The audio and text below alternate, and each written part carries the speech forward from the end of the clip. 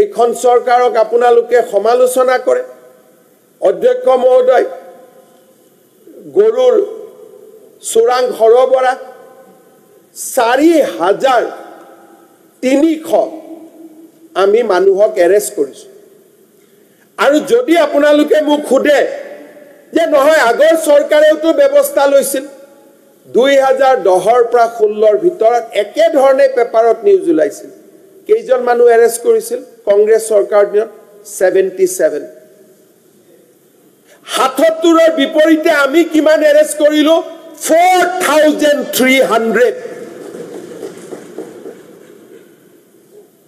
আজি কোনেও টেলিস্কোপ লৈ যাওক পশ্চিম বংগৰ পৰা অসমলৈ এটা গৰু সোমাব নোৱাৰিব এক্সেপ্ট মিল্কিং কাউ